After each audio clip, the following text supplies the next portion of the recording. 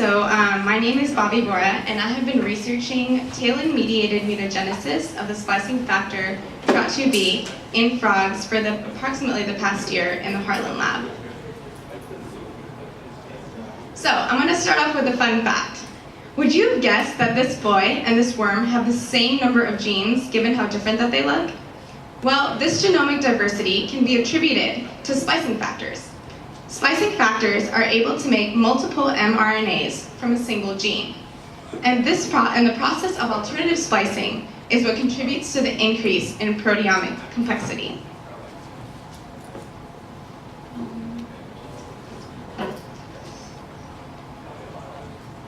So, why Transformer 2B, as my title suggests? Well, Transformer 2B is actually a splicing factor. Splicing factors excise introns and stitch exons together. This protein is important because it was among several RNA binding proteins identified in an expression cloning screen. So the Harland lab has become increasingly interested in them. Additionally, this protein is ubiquitously expressed in frogs. This diagram is just showing the concept I covered about alternative splicing, and you can see that you have two different proteins, two different mRNAs, hence two different proteins produced from a single gene.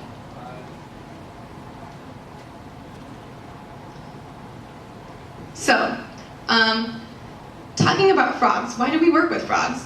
Well, there's many advantages of using frogs as model organisms.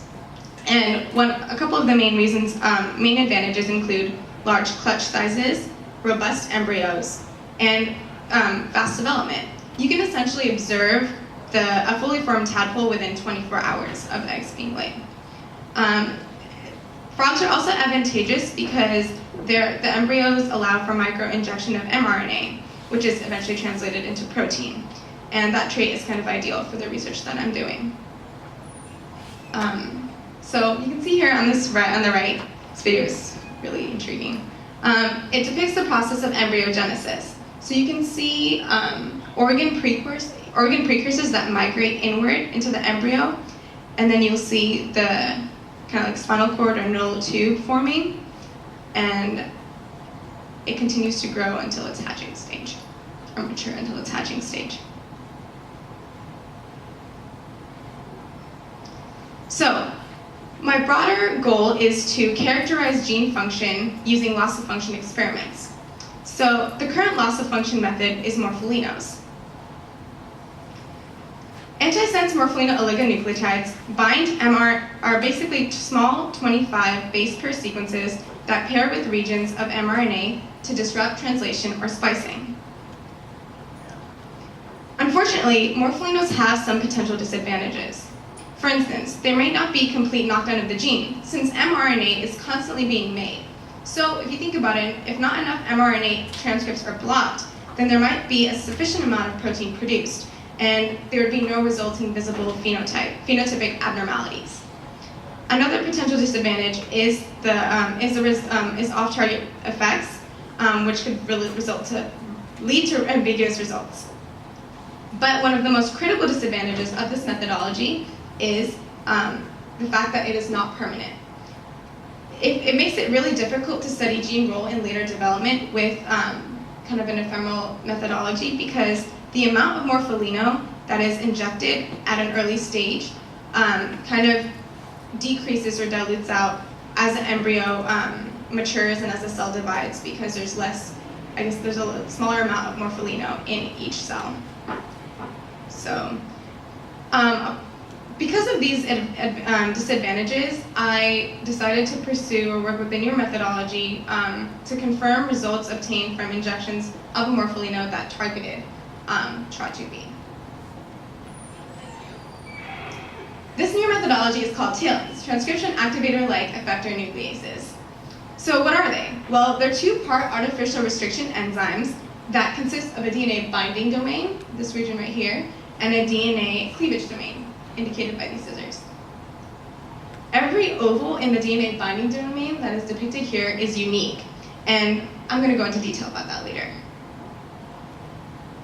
The DNA binding domain recognizes the cleavage site, which is right here, while the DNA cutting domain physically makes a DNA makes a double-stranded break. That in turn induces mutations through imperfect end joining repair. As I said, there were many disadvantages of morpholinos, and so there are many advantages of TALENs. They promise specific and efficient targeted mutagenesis because they directly go in and target and mutate the DNA, increasing the chance of 100% gene knockdown. Additionally, their modular structure is what makes them easy to construct, and they can be engineered to target any DNA sequence. But most importantly, they cause permanent changes in the genome, allowing for the study of gene roles in later development, because there's no diminishing effect as the cell divides. My ultimate goal is to generate a mutant frog. So in order to do that, I will create a TRA2B null by targeting an essential region of that gene. My methods include first generating TALENs, synthesizing mRNA, synthesizing and injecting mRNA, screening for successful mutagenesis, characterizing biological function of TRA2B during embryogenesis, and I'm also going to be comparing the results to the morpholino knockdown. So starting with the generation of TALENs. I first had to decide on which TALEN to construct based on my desired cut site, or my targeted cut site. And to do this, I used Cornell University's TALEN Targeter program to decide on that. And then I also used the Golden Gate TALEN kit from Adjane, to actually make my TALENs. So this kit that I used consists of multiple plasmids that have restriction enzyme cut sites, which allowed me to recombine the various plasmids to create a TALEN that binds to DNA at a specific region. So each blue box you see here is a repeat variable dye residue. And that consists of approximately 30 amino acid repeat with the variable region. The variable region is a unique 2 amino acid structure that binds to a nucleotide. I can use various numbers of RVDs, and I can stitch them together in various sequences, in various orders, and that freedom allows for a lot of specificity. So to even obtain the RVDs, I had to start with visceral stalks and then mini prep them, and then I could do all of this. So TALEN construction is expected to be a 5-day process, but there's a lot of preliminary steps to be done, such as making plates that infuse with certain antibiotics, and then making competent cells for bacterial transformations. So I also ran into a lot of problems that were extremely time-consuming in this process, but a couple of the main ones were incompetent bacteria, which led to failed transformations, kind of setting me back a couple of days because I was unable to pick and culture colonies on those 2 days. I even observed recombination of bacteria as well as aberrant ligations, and that was indicated usually through sequencing, and you could see that the order of the RBDs was messed up, or there was some missing, and so that was problematic and time-consuming. But along the way, as the protocol suggested, I did screen for correct TALENs at the end, but I also did so throughout the 5-day process, using colony PCRs, restriction digest, and sequencing as a final confirmation. So when analyzing colony PCRs, I looked for a smearing and laddering effect, which you can see in a couple of the samples here. I confirmed the correct clone using a restriction digest. With these restriction digests, I expect to see a band around the 1,000 base pair mark and around the 3,000 base pair mark. These are indicative of the number of RBDs that I did stitch together and the size of the total construct. So I also ran a positive control just to make sure that my restriction digests work. But these only told me that I had the correct size. So I further confirmed my clones by sequencing, so that I could see the order of the RBDs that were stitched together. After all of that, finally, my next step was making capped mRNA and injecting that mRNA into the embryo, where it would be translated to a functional protein. So going back to morpholinos, this chart shows the key mutant phenotypic abnormalities in frog embryos that were injected with morpholinos targeting TRA2B. You can see that there's there's 3 critical stages at which you can observe mutation or physical mutations. You can see that not all of the organ precursors or like things that should be going inside the embryo, they haven't completely gone inside, and you have this slight opening. There's also a delay in the spinal cord or no tube formation, as well as a shorter embryo with its guts spilling out. Well, going on, I said that I was going to compare the injection of my talents that target TROP2B to the morpholinos, and this is what I observed. So as you can see, there's still a few things, especially this is kind of difficult to see, but there's still a few things that haven't kind of gone inside the embryo, and there's a delay, similar to the morpholinos. But spinal cord formation looked pretty normal, and even though it might not look like it, but the size of the embryo, it's not as short as it seems because it hasn't flattened out, but that wasn't a significant abnormality.